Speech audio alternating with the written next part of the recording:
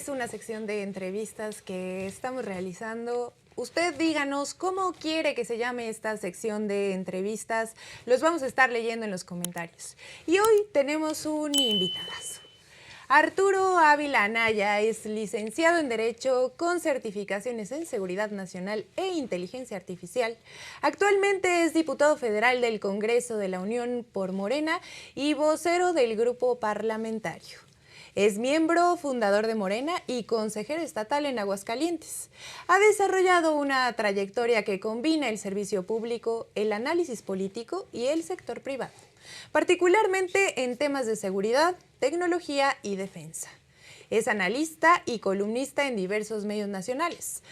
Autor de libros sobre Fuerzas Armadas y fundador de proyectos editoriales y de análisis de datos enfocados en la comprensión de la coyuntura política y social del país. En esta entrevista, bienvenido primero que nada, Arturo Ávila. Gracias, ¿Cómo estás? Luz. Me da mucho gusto verte, saludarte y por supuesto saludar a la gente que nos ve desde casa. Bien contento de estar contigo. Yo estoy más contenta, tú sabes que te aprecio mucho. A partir de que regresaste a los medios de comunicación, porque debo decir que no me perdía nunca tus participaciones en la mañanera, ¿no? Ahora que estás en ese EP, pues no dejamos de verte, por supuesto. Bueno, pues en esta entrevista vamos a conocer no solamente al legislador, sino a la persona Arturo Ávila. Usted lo ve en todos los debates, en todas las mesas de análisis, lo ve escribiendo, lo ve en el Congreso haciendo su chamba. Usted sabe quién es Arturo Ávila. No necesita presentación, pero ya te la dimos aquí, diputado. Y miren, vamos a conocer un poco más a profundidad qué hay detrás de ese personaje que pone en su lugar a la oposición. ¿Quién es Arturo Ávila? Arturo Ávila es un hombre muy comprometido y con mucho amor a su país, ¿no? Hoy diputado federal, hoy vocero de un grupo parlamentario, hoy sin duda un defensor aguerrido del proyecto de la doctora Claudia Sheinbaum, del segundo piso de la transformación. Tengo una formación de abogado, como tú ya lo mencionaste, con estudios en la Universidad de Texas en Austin, con una maestría en dirección de empresas en el IPADE, ¿no? También con estudios de posgrado en leyes en la Universidad de California y en Harvard, Inteligencia Artificial y Seguridad Nacional.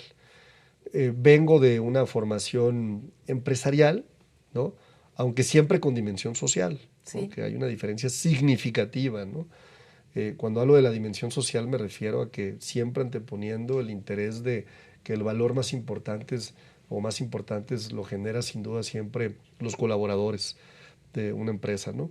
Muy inquieto, siempre sí, un seguidor del movimiento de la transformación. Desde muy joven conocí al licenciado Andrés Manuel López Obrador, muy joven, a los 20 y tantos años. Me tocó hacer algunas cosas ahí en 2006, luego en 2012, luego en 2017. Y por primera vez participé en una campaña en 2019 a la presidencia municipal de Aguascalientes, que además nos fue muy bien. En Aguascalientes simplemente no existía Morena, ¿no?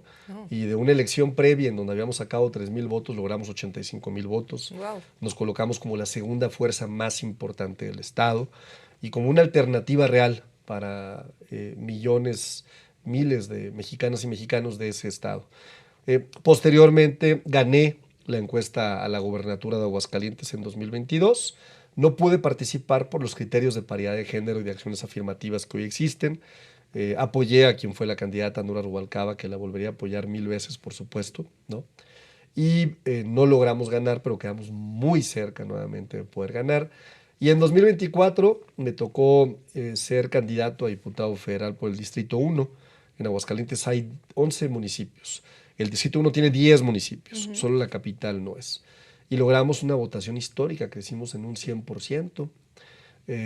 Y finalmente pues estamos hoy representando ni más ni menos que a nuestro estado, a la segunda circunscripción en la Cámara de Diputados, designado por unanimidad vocero del grupo parlamentario. Fui vocero de la presidenta, de la doctora Claudia Sheinbaum en la campaña de lo cual me siento súper, súper, súper orgulloso. Y hoy nos toca darles unas palizas históricas a los personajes que lamentablemente emergen de la política y que son el producto de la política neoliberal que tuvimos Hay en nuestro muchas país. cosas que quiero profundizar contigo, pero lo primero sí quiero preguntarte una cosa.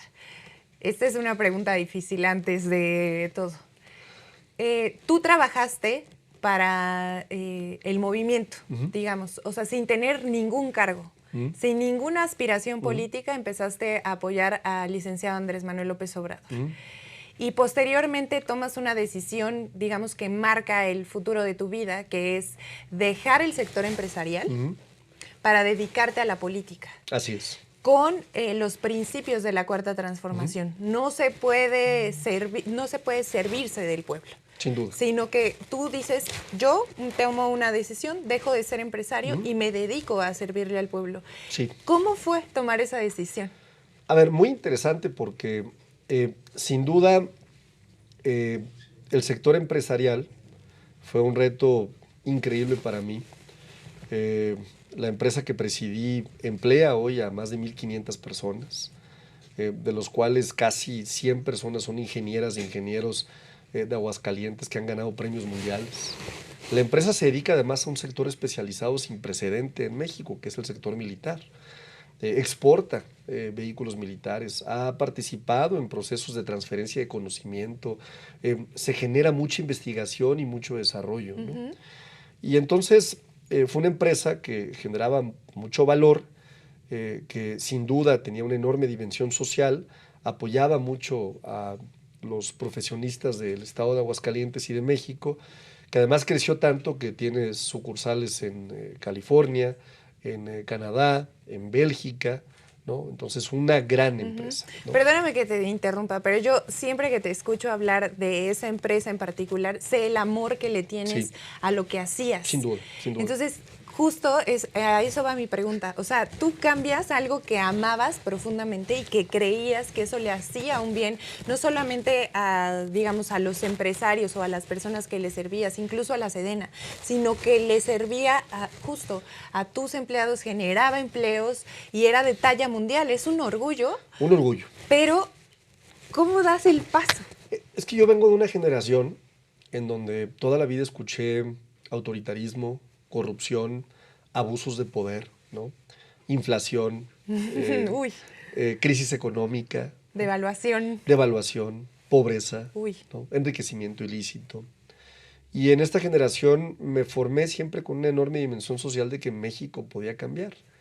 Desde entonces, desde incluso antes de que yo liderara esta empresa tan exitosa, estuve muy cerca de la primera campaña de Andrés Manuel López Obrador, siendo un jovencito. Te voy a contar una historia que es buenísima porque yo era director en ese momento, tenía como 20 y tantos años, de una empresa transnacional.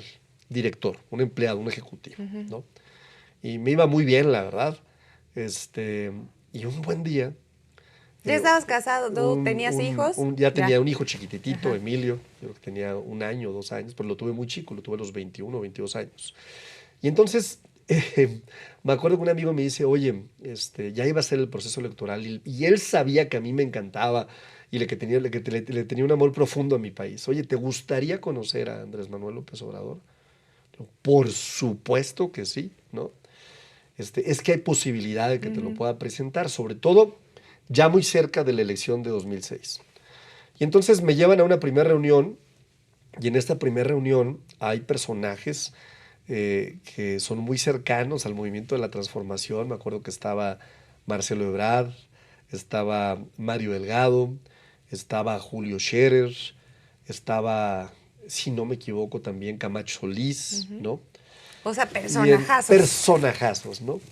Y en esa reunión me platican, oye, vamos a ganar 2006. O sea, todas las encuestas dicen que vamos a ganar. Y la derecha, sin duda, va a tratar de mandar un mensaje de que le va a ir muy mal al sector empresarial, ¿no? Cuando no hemos escuchado eso, ¿no? Siempre, no toda la vida, ¿no? Nos vamos a convertir en Cuba y en Venezuela, ¿no? El tipo de cambio va a estar en 28 pesos, ¿no? Falso, ¿no? Pero bueno. Y entonces había la intención de que ciertos personajes que teníamos sin duda una simpatía con el movimiento y con el licenciado Andrés Manuel López Obrador, dijéramos, no va a pasar nada. a México le va a ir bien, ¿no? La enorme diferencia es que pues yo era un empleado, ¿no? No era el dueño de mi empresa. Y entonces me dicen, ¿cómo ves si participas en un spot diciendo que nos va a ir bien? Pues yo dije, me vale gorro, ¿no? Pues participo en un spot.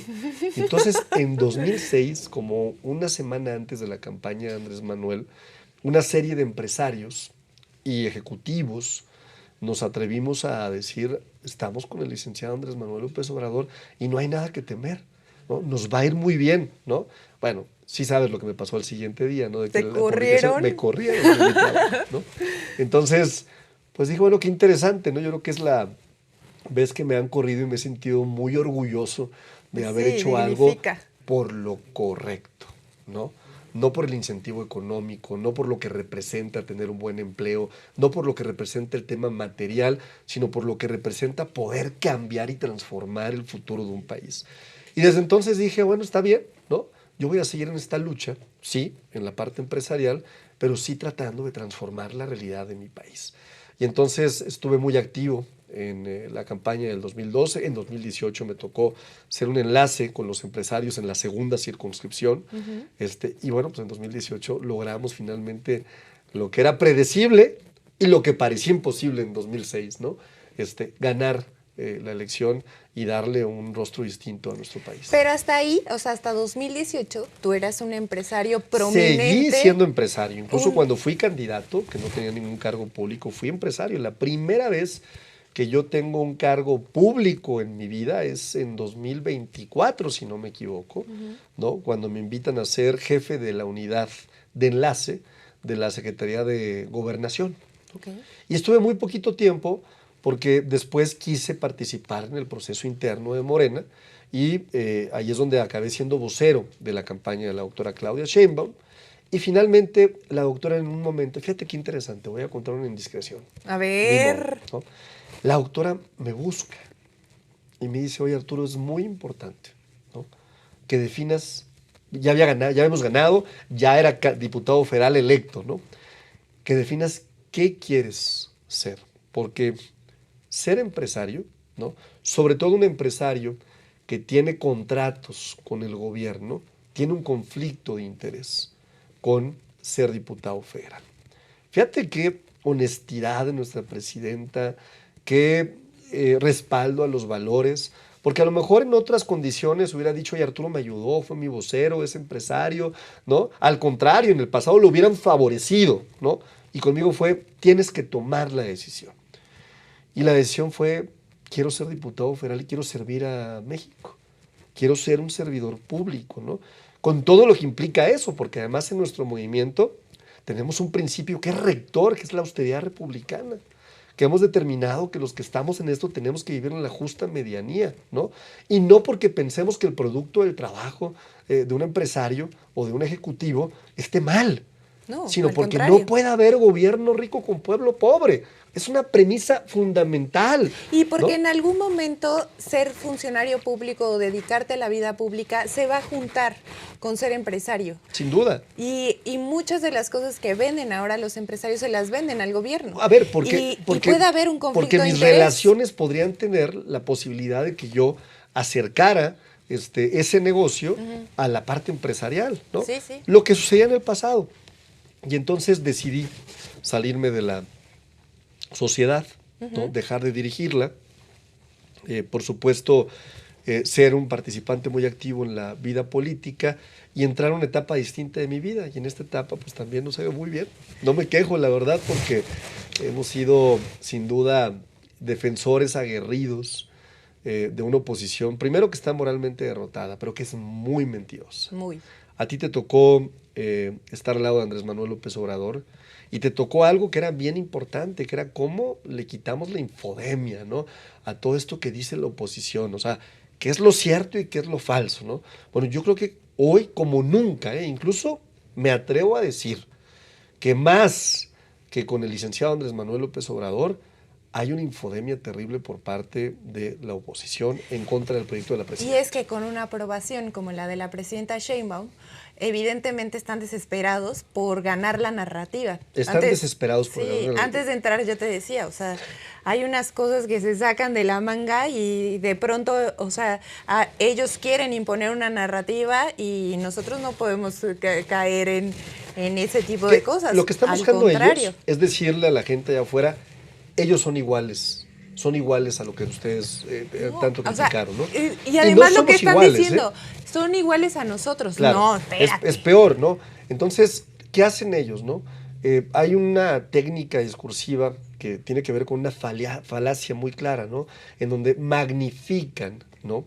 Cosas que pueden ser sí errores, ¿no? Que pueden ser sí temas importantes y lo convierten en eso es Morena, ¿no? Y es curioso porque nos trataron de poner el mote de narcogobierno, Uy. ¿no? Ellos son los únicos que se asociaron con el narcotráfico. Mira, fíjate La que- única persona sí. condenada hoy que está en una cárcel en Estados Unidos y que fue condecorada por Felipe Calderón y que recibió contratos con Enrique Peña Nieto fue Genaro García Luna.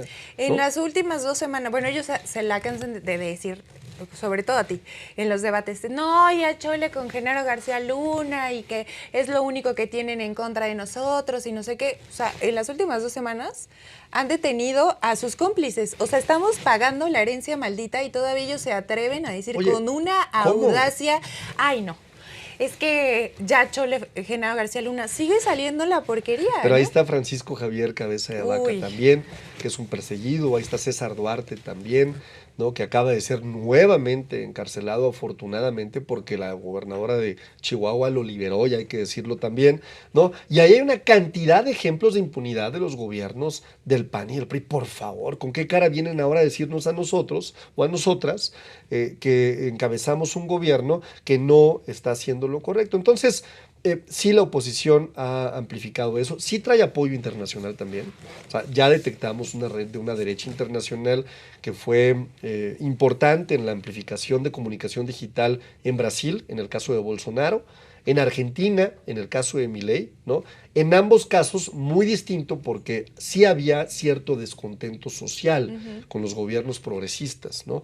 Entonces lograron de alguna forma crear narrativas a través de mentiras, a través de que conectaban con el sentimiento de la gente. En nuestro país, ¿por qué no conecta? Pues porque estamos dando resultados. 13.4 millones de mexicanas y mexicanos que salieron de la pobreza. Cuando Felipe Calderón metió a 3.4 a la pobreza, Enrique Peña Nieto a 3.8 millones de mexicanas y mexicanos, salario mínimo sin precedente, 154% de aumento. Sí. ¿Qué decían ellos? Liz, decían, no se puede subir el salario mínimo por encima de la inflación, digo, por encima del índice nacional de precios al consumidor porque vamos a generar una gran inflación. Y vendían como ventaja competitiva, te lo prometo, la mano de obra Barata. Eso O sea, es además indigno para lo todos que los decían mexicanos. es, inviertan en México porque aquí hay mano de obra barata. ¿Y eso qué genera? Desigualdad absoluta, ¿no? Pero esa desigualdad, ¿a quién favorece? Cuando en un país tan rico, que hoy es la 11ª economía mundial, ¿a quién favorece? Pues a los que más tienen, obviamente. Entonces vivimos en un país en donde los 5 más ricos, ¿no? Sin demérito absoluto de nada, tienen riquezas que son iguales a los productos internos brutos de países completos, ¿no? Oye, ¿está bien o mal? Bueno, pues me parece que en un país donde hay mucha desigualdad y hay pobreza sí está mal, ¿no? Y entonces el gobierno tiene que entrar con una serie de acciones fuertes, contundentes, para equilibrar la desigualdad. Y nuestro gobierno, con resultados que no digo yo, ¿no? Que lo dice el Banco Mundial, que lo dice la CEPAL, pues ha logrado reducir la desigualdad como ningún otro país, solamente Canadá y México en los últimos 7 años, de acuerdo al coeficiente Gini, han logrado una reducción sin precedentes. Es decir, en México la brecha de desigualdad cada vez es menor y eso es deseable en cualquier sociedad. Todos los países nórdicos que han logrado niveles de vida y de bienestar muy importantes, ¿no? ¿Qué tienen en común? Pues tienen niveles de desigualdad muy bajos. Es decir, la gente obtiene los mismos derechos, los mismos servicios, la misma educación. Es decir, todo el que nace en estos estados de bienestar, por el simple hecho de nacer en este espacio, obtiene los mismos beneficios que una persona que puede estar más privilegiada, ¿no? Oye, ¿eso es comunismo? No, no es comunismo en lo absoluto, se llama estado de bienestar, ¿no? Y se llama acercarle a cualquier persona las condiciones que le permitan tener, pues, una vida feliz, porque lo más importante es ser felices. Pero aquí te enfrentas a los ambiciosos, ¿no? Que le tienen muchísimo repele al pueblo de México, que no les importa tener a millones de mexicanas y mexicanos en la pobreza, que son, sin más ni menos, que los panistas, que los priistas, que hoy el modelo pues está cambiando radicalmente. Y que no les conviene tampoco de aceptar que la presidenta lo está haciendo bien, porque pues eso no les conviene a sus partidos políticos. Pero además es evidente, ¿no? No tienen proyecto. O sea, a ver, los programas sociales, ¿no? Que desprecian, que odian, ¿no? Que votaron en contra en el presupuesto, ¿no? Que Vicente Fox decía, esos adultos huevones que mejor se pongan a trabajar, ¿no? Y que incluso en algunos estados como el mío en Aguascalientes desprecian, o sea, piensan que es una dádiva. Oye, espérame tantito, adultos mayores.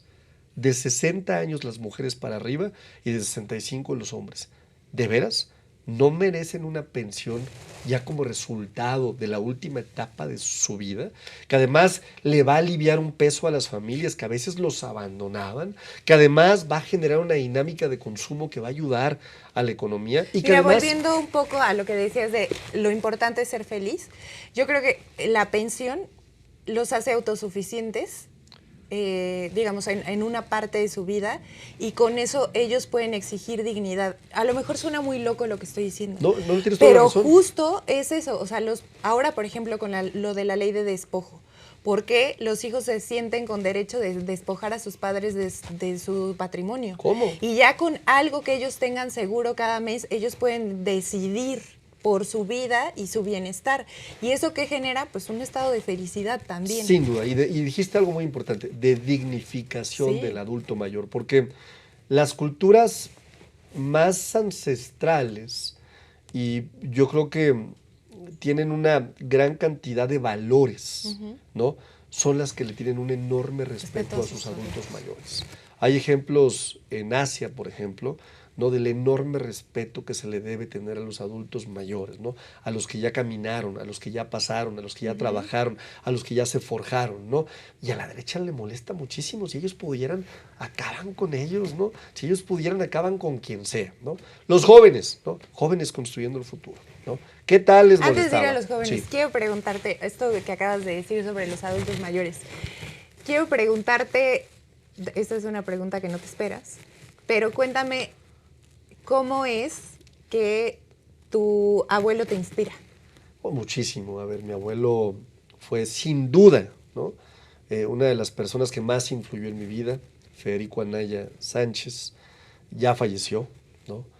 Fue abogado general de la UNAM, un abogado laboralista, un hombre justo, correcto, estudioso, muy trabajador, muy trabajador. Y sobre todo con una enseñanza histórica, ¿no? Yo, la primera vez que me llevó a trabajar a su despacho fue a los 8 años, ¿no? Y yo, además, recuerdo muy bien que el primer trabajo que me puso, ¿no? Fue a limpiar, ¿cómo se llama? Trapear, ¿no? Los pisos, ¿no? Yo andaba feliz, la verdad, trapeando y limpiando los pisos, ¿no? Me parecía excelente. Y con él se recibió una formación siempre entendiendo muy bien, ¿no? Dónde estaban los valores más relevantes del mundo. Él tiene un libro que se llama El hombre perfecto, ¿no? Y la naturaleza del libro es, primero, destacar que todos los seres humanos nacemos en la perfección. ¿Por qué en la perfección? ¿No? Pues porque evidentemente no hay nada de información ni buena ni mala, ¿no? Y entonces el hombre se va formando en la medida en la que van pasando los años a través de los valores y de las virtudes. Y entonces están las virtudes cardinales, ¿no? Que son la fortaleza, la justicia, ¿no? La prudencia, por supuesto, y estas virtudes van acompañadas de ciertos valores que además compartimos en la humanidad. Y esto va generando que el hombre, con prueba y error, con la incorporación de los valores, pueda alcanzar, si no un nivel de perfección, pues sí un nivel de humanización que le permita trascender en este mundo, ¿no? Y ser felices, Sí. sobre todo. Entonces, era un humanista, sin duda, un humanista de primera, un hombre que me inspiró, un hombre al que estuve muy cerca, mi queridísimo Federico Anaya. Sí, o sea, justo por eso tienes esa visión de la dignificación de los adultos mayores Sin duda. y de cómo ayudarles en la última etapa de Sin su vida. duda. Digo, suena feo y todo, pero el punto es que ellos nos dieron a nosotros y el gobierno, o sea, si no se puede la familia por las condiciones económicas, alguien tiene que ocuparse de ese sector Claro. y de todos, como Claro. decías, también de los jóvenes, de las madres trabajadoras. Porque además todos vamos a acabar ahí si tenemos suerte, ¿no? Si Si tenemos vivimos suerte. tanto, ¿no? Sí. Entonces, pues yo creo que además es algo bien empático, ¿no? Entonces es cuando yo digo, yo no puedo creer que la oposición, Liz, de pronto, ¿no? Le tenga tanto desprecio a nuestros adultos mayores. Mira, solamente como un mensaje para todos. ¿Tú cómo crees que ha cambiado las cosas en cuanto a la confianza que la ciudadanía le tiene a las instituciones públicas? Tú trabajaste, digamos, ofreciendo servicios y productos a las instituciones públicas. ¿Cómo ha cambiado tu visión en eso y cómo crees que los ciudadanos pueden tener más confianza en las instituciones ahora que el mayor indicador de, digamos, de percepción negativa vuelve a ser, según las encuestas, vuelve a ser la corrupción? Sí, a ver, yo sí creo que gran parte de este indicador de la corrupción está ligado directamente a unas amplificaciones digitales, ¿no? De casos de corrupción, ¿no? Que son denostables, que son criticables y que hay que criticar, pero que de pronto se exarberan, que los vuelven muy grandes, ¿no? Y entonces se vuelve a colocar como un ícono importante el tema de la corrupción, ¿no? Porque es una percepción, no es que la Porque percepción es sea una realidad. percepción, ¿no? Y es una estrategia de comunicación de ellos, ¿eh? O sea, ¿dónde le pegan a un movimiento que ha promovido permanentemente la honestidad en el servicio público, ¿no? Pues pégale en eso, di que son corruptos, ¿no? O sea, la escuela de Jorge Castañeda te diría, pégales, miente, inventa, di mentiras a medias, ¿no? Yo mismo he sido incluso objeto de acusaciones, por ejemplo, de Mexicanos contra la Corrupción, que es una organización de Claudio X González y de Mario Amparo Cázar, que ahora sabemos que está más metida en rollos de corrupción que nadie, ¿no? Pues a mí te acuerdas que de pronto me sacaron una investigación supuestamente No, y además que parecía muy enorme novedosa. y novedosa, ¿no? Y uno de los puntos más relevantes para que la gente vea cómo manipulan la información es que Arturo tiene una casa de tantos millones de dólares en Estados Unidos, ¿no? Si tú no le cuentas a la gente la historia completa, lo más probable es que la gente diga cómo un diputado federal con ese sueldo puede tener una casa como esta en Estados Unidos, pues solo con actos de corrupción. Pero si ellos hubieran sido honestos, si hubieran sido o utilizado un periodismo real, hubieran dicho, bueno, ¿no? Este personaje viene de ser presidente de una de las empresas más importantes del mundo, ¿no? En materia militar, ¿no? Además, tú fresco saliste a decir, sí, pero sí además, es mía. pero además sí, fue lo sí mejor. La compré en mi sector empresarial, pues claro. Pero además lo mejor es que yo la declaré. O sea, no tenía nada que esconder, porque ellos, por ejemplo, ¿qué hubieran hecho? No, pues véndela antes de que ya entres a ser diputado porque vas a meterte en la bronca de la declaración patrimonial, ¿no? Métela a un fideicomiso, escóndela. Claro. ¿Por qué voy a esconder, ¿no? Lo que yo tengo como patrimonio, si es un patrimonio bien habido, bien ganado y que no tiene ninguna relación con la corrupción, ¿no? Claro. Y entonces, fíjate todo lo que logran en la narrativa. Primero, ¿cómo se llama la organización? Mexicanos contra la Corrupción. Nosotros le decíamos a favor de la corrupción. Claro, entonces cualquier cosa que estos cuates publiquen ya tiene implícito, ¿no? Una referencia de que hay un tema de corrupción, lo que sea, ¿no? Lo que sea. Segundo tema, ¿cómo cuentan la historia, ¿no? La historia la cuentan diciendo que el diputado tiene una casa y entonces ahora resulta que el diputado tiene que explicar lo que no tiene que explicar porque lo declaró patrimonialmente, ¿no? Y porque viene de un sector empresarial, ¿no? Entonces, en ese orden de ideas, te puedes dar cuenta de cómo han manipulado mucha información, ¿no? Oye, el tema de Tabasco, de la barredora. Nosotros lo metimos a la cárcel. Nosotros determinamos que este personaje estaba vinculado a una organización criminal. Ah, no, la barredora, un escándalo de corrupción, sí, que perseguimos nosotros. Oye, el tema que tiene que ver con los marinos y la venta de combustible ilegal, o la importación de combustible ilegal, ¿quiénes fueron los que metimos a la cárcel a los vicealmirantes que estaban involucrados en estos esquemas de corrupción? Nosotros, por investigaciones nuestras. ¿Quiénes combaten la corrupción? Nosotros, no somos comparsas absolutamente de nadie, ¿no? Y entonces lo que han hecho a través de las redes digitales es amplificar estas narrativas para decirle a la gente, mira, son iguales. No, no somos iguales. Aquí en este movimiento, quien la hace, hay pruebas, ¿no? Y sin linchamiento mediático, la paja, ¿no? Tú eres representante de un grupo parlamentario y eres parte del movimiento de la transformación y consejero estatal, todo eso. Desde, digamos, desde la dirigencia, porque sí ocupas un lugar de dirigente dentro del movimiento y del partido, hay señalamientos en contra de personas que están dentro del movimiento y del partido. Primero, ¿cómo se tratan esos temas dentro del partido? Y segundo, ¿cómo podemos nosotros, o sea, me refiero a cómo podemos nosotros tener la certeza de que dentro del movimiento se combaten esos actos, digamos, que no van acorde al movimiento de transformación? A ver, yo empezaría por decir primero que este movimiento no es un movimiento de referentes, ¿no? Es un movimiento de muchísimos mexicanos y mexicanas. Por eso, a mí me parece que una gran noticia es que hay 10 millones de mexicanas y mexicanos afiliados este año, en un solo año, a nuestro movimiento. Gente que está con nosotros, el partido más grande de América, ¿no? Y quizás del mundo, si lo comparamos con indicadores de gestión con poblaciones. Entonces, ¿qué hace este movimiento? Su gente.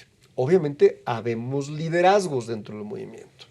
Y ahí viene la parte más importante. Yo sí soy de los que piensan. Uno, institucionalmente debemos de cuidar muchísimo el movimiento, muchísimo el movimiento. Es decir, nos toca representarlo, nos toca hacer la cara y entonces nos toca enaltecer los valores del movimiento, porque la vara con la que nos están midiendo allá afuera es una vara que nosotros mismos hemos puesto en términos de qué representamos. Representamos austeridad republicana, representamos lineamientos éticos morales, representamos no al desfalco, no a la corrupción, no al robo. Y entonces se vuelve muy atractivo cuando de pronto uno o dos o tres cometen un error o se equivocan o hacen una conducta que no debería ser parte de nuestro movimiento, ¿no?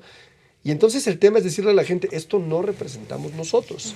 Y por eso se creó ya dos figuras que a mí me parecen, tres figuras que me parecen fantásticas en el movimiento. Primero, el movimiento ha decidido bajar su nivel de organización a comités seccionales. ¿Qué quiere decir esto para que la gente nos entienda?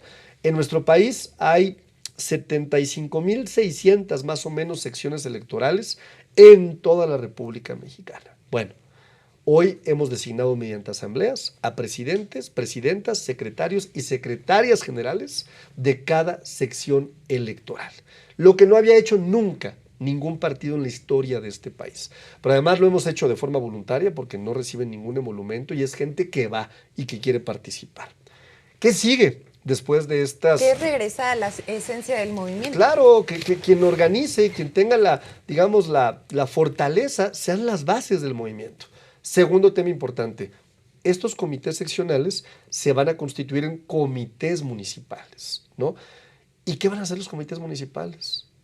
Pues van a auditar y van a ponderar y van a valorar el desempeño de nuestra gente, ¿no? Porque de nada nos sirve un presidente municipal que es de Morena, pero que se comporta como un priista. Eso no lo queremos en el movimiento, ¿no? De veras, sí. ¿No? O sea, de nada nos sirve un gobernador que es de Morena, pero que no se comporta de acuerdo a los valores de nuestro movimiento. Entonces, sí va a ser muy importante. Una, que la base sea la que empiece a determinar, no, esto no representamos nosotros. Segundo, que eso es más o menos lo que dice la presidenta de Morena, Luisa Alcalde, cuando dice hay sumas que nos suman. Hay sumas que nos suman, ¿no? Y entonces no cualquiera puede entrar al movimiento de transformación ni tampoco al partido político. En términos legales, cualquiera puede porque es un derecho político electoral, ¿no? Pero eso no quiere, representar. pero eso no quiere decir, ¿no?, que no te vayamos a evaluar si tienes señalamientos serios. Y entonces ahí entra la Comisión de Honestidad y Justicia, ¿no?, en donde se toma la determinación de decir, oye, ¿este es un personaje que representa nuestros valores? No. ¿Este es un personaje que tiene escándalos públicos que son reales? Sí. Bueno, pues entonces no puede participar, ¿no? Sucedió en el caso, por ejemplo, de Yunes en el Senado de la República, ¿no?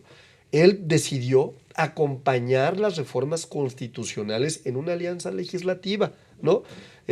Que nos permitieron sacar adelante la reforma judicial, que hoy ya no necesitamos porque hoy ya abortan muchísimos con nosotros en el Senado, pero bueno, ¿no? Pero también en ese momento decidió también nuestro movimiento decir, no puede formar parte de nuestro movimiento porque sigue afiliado al PAN, tiene un procedimiento contencioso contra el PAN y está peleando su militancia con el Partido Acción Nacional, ¿no? Ese es un buen ejemplo, ¿no? Otro ejemplo importante es que en la última reunión de Consejo de Morena aprobamos lineamientos éticos. Y entonces nosotros mismos dijimos, a ver, ¿qué no se puede en este movimiento? Pues no se puede traer joyas, no se puede tener o volar en primera clase, no se puede tener escoltas, no se puede volar en avión privado, ¿no? Excepto escoltas si los necesitas porque Sí, si tu desempeñas vida una está así, función. tienes el Ni proyecto. modo que Omar García Harfuch, No, ¿no? Después bueno. de los resultados que está dando, que son excepcionales en el gabinete de seguridad, acompañado del general Trevilla, del almirante Pero para eso hay secretario, exámenes de ¿no? riesgo Claro, de los entonces a funcionarios. eso sí, pues, ¿no?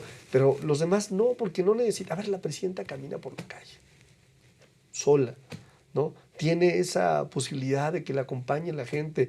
Es otra cosa completamente, ¿no? Y entonces el lineamiento ético es un lineamiento ético de cómo debemos de comportarnos. Y me parece que en quien no esté de acuerdo, que no forme parte de este movimiento. Ahí está el PRI, ahí está el PAN, ahí está el Movimiento Ciudadano, Sí. ahí se vale todo, ¿eh? Ahí se vale Y nadie todo. los critica. O sea, estos sí andan en aviones privados, estos sí traen relojes de 8 o 7 millones de pesos y nadie les dice nada. O sea, estos son lo que representaba el gobierno en el pasado, ¿no? Entonces, si alguien no quiere ser parte de este movimiento que implica, sin duda, un movimiento de justa medianía, como lo decía Juárez, y que implica, por supuesto, entender que se viene al gobierno a servir y no a servirse del gobierno, pues ahí están los demás partidos. Quiero preguntarte ahora algo personal. ¿Cuál es tu deporte favorito? Híjole, tengo varios. A ver, el tenis, sin duda, es un deporte que me encanta. El fútbol, soccer. Ok. ¿Eres Pero, pambolero? Sin duda, fui súper pambolero. ¿Juegas fútbol? Jugué mucho fútbol cuando estaba más chavo, en varios equipos. Hoy solamente si me invitan al juego de las estrellas, ya sabes, de los de la selección de quién sabe cuántos años atrás, ¿no? Porque no creo que pueda aguantar unos 20 minutos. No, sí aguantamos un tiempo completo, yo creo que sí lo aguantamos. ¿Sí? Sí. ¿Madrid o Barcelona? Híjole, a ver, no tengo, y esto va a parecer raro, ¿no? Yo le fui mucho al Real Madrid cuando Hugo Sánchez jugaba ahí. De hecho, era de los que no me podía perder un partido del Real Madrid porque estaba Hugo Sánchez ahí, que fue un fenómeno, ¿no? Pero después cuando Rafa Márquez, ¿no?, empezó a jugar en el Barcelona, pues también el corazón se va hacia donde están los mexicanos. Entonces, en algunos momentos me parece que sí fui aficionado del Barcelona, en otros momentos del Real Madrid, pero me quedo mejor con mis Pumas aquí en México, ¿no? Ok, le vas a los Pumas. A los sí, Pumas, aquí por también supuesto. hay mucho. ¿Cuánto le van a los Pumas? Sí. Puro Puma acá, ¿eh? Bueno, dime. ¿Quién le va a la América aquí? Nadie. Nadie, porque si no, no trabajaría aquí. ¿Eh? Miguel, perdón. Hijo, man. Miguel es el productor. Perdónanos, Miguel. ¿Dónde está Miguel? Ahí en cabina. Ya, Perdónanos, Miguel. Ni modo, Miguel. Nadie es perfecto. No importa, pues. ¿Cuál es un gol inolvidable? Un gol inolvidable, híjole, son varios, ¿no? Yo creo que el Mundial del 86, Negrete, ¿no? En esta media tijera hacia atrás con un gol que nos hizo a todos. Bueno, ahorita me acuerdo y digo, ¿te acuerdas de ese gol? Yo no había nacido todavía. Nah, Te lo juro, ¿en el 86? ¿En el 86? ¿De qué año eres tú? Del 89, yo todavía no bueno, nacía. Soy tremendo, hombre. No, todavía no nacía. Bueno, ¿qué película siempre te hace llorar? La vida es bella, ¿Siempre te hace llorar? sin duda. ¿Y prefieres ver una película o ir a jugar fútbol? Ver una película o ir a... A jugar fútbol. Yo creo que prefiero ver una película, una buena película, ¿no? Porque también ahora con la oferta que tenemos, para atinarle a una es increíble, ¿no? No, Uno pues pasas más se horas. mete a todas las plataformas y dices, ¿qué es esto? ¿No? Cuando te encuentras una buena película, dices, por fin, Oye. encontré una buena película, ¿no? ¿Prefieres libro físico o digital? Los dos. Me siento mejor cuando tengo un libro físico que cuando tengo uno digital, pero sí tengo mi pequeña tablet de ¿En dónde vas? Amazon. ¿Y donde tú que voy. viajas un montón, vas Sí, leyendo o sí, vas sí. viendo redes sociales? No, voy leyendo cuando puedo, voy viendo redes sociales también, voy trabajando también cuando puedo, sí, sin duda. ¿Cuál es tu red social favorita? Eh, yo creo que X me gusta, ¿no? ¿Te gusta, o sea, Por lo que implica, pero entiendo perfectamente bien que la conversación está en TikTok, ok? ¿no? Todas me gustan mucho, ¿no? Yo te diría que hoy la conversación social está en TikTok, en segundo lugar está en Facebook, Instagram es una red pequeña, pero que es para un segmento muy específico, y TikTok es sin duda la guerra política, ¿no? Y también de amplificaciones, y a mí me divierten mucho los bots, no creas, o sea, no me la tomo muy en Te serio. veo, te O veo, sea, te veo. Bueno, quiero preguntarte, ¿qué te inspira? ¿qué me inspira? Me inspira sin duda mis hijos, ¿no? Scarlett, Emilio, porque me siento muy orgulloso de estar construyendo un mejor futuro para ella y para él, ¿no? Quizás un México que yo no tuve, o que estoy teniendo ahora, ¿no? Entonces me inspira mucho eh, ver a los niños, ¿no? Ayer estuve en una gira en Aguascalientes, en varios municipios, y parte de la actividad fue hacer algunas posadas para niños, ¿no? Y las sonrisas, pensar que lo que estás haciendo es porque les vas a dejar un mejor futuro que el que tú tuviste, me parece que es algo que no es intercambiable por nada.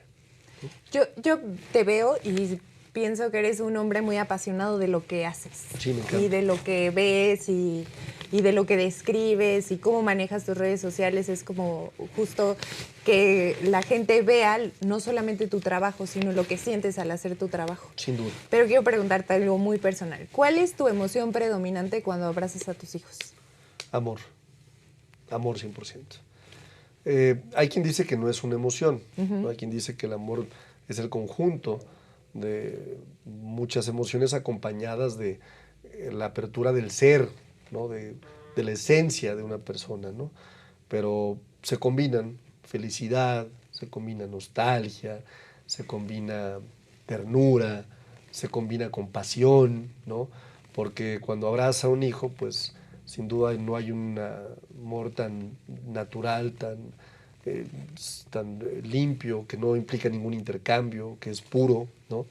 Y por supuesto que la nostalgia viene cuando de pronto los ves creciendo, ¿no? La compasión cuando hay un error también, y con ese amor tienes que corregir, con esa compasión, ¿no? O tienes que educar de alguna forma, ¿no? Tengo excelentes hijos, déjame decirte que son de primera, la verdad.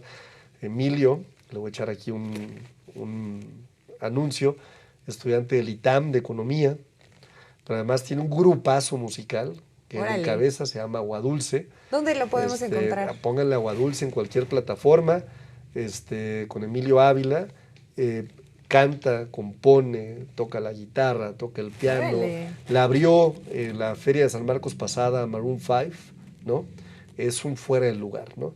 Y Scarlett, que sigue estudiando todavía la preparatoria, y que es una bailarina de ballet excepcional, patina sobre hielo, es medalla de oro Es un infantil artista. Los dos. en patinaje sobre hielo, fue la 12 del mundo, fíjate, en su categoría Scarlett, en danza y en ballet, y hoy está terminando ya la prepa y me dice que va a estudiar Derecho. Entonces, pues estuve muy contento. Pues muchas gracias por haber venido, Arturo. Gracias. ¿Algo que le quieras decir a todos los que te siguen y al público de SDP Mañana? Pues agradecerte mucho, Lisa, a ti. La verdad es que eres una figura que nos inspira a muchos. Cuando a mí, te lo he dicho muchas veces, la oposición de pronto me quiere poner motes de todos, ¿no? Y uno de ellos es la Virchis del Bienestar, ¿no? me da un orgullo y digo, sí, así díganme, ¿no? Porque es una compañera de primera, eres una compañera de Muchas primera, has gracias. estado en la lucha durante mucho tiempo y estoy seguro que seguirá siendo parte de este proyecto, parte muy importante. Y agradecerle mucho a la gente que nos ve desde su casa, a SDP Noticias, por supuesto, ¿no? Con todo su ánimo, con la gente que está aquí prendida, emocionada, Miren nada más. contentos, ¿no? Aquí la compañera es así como...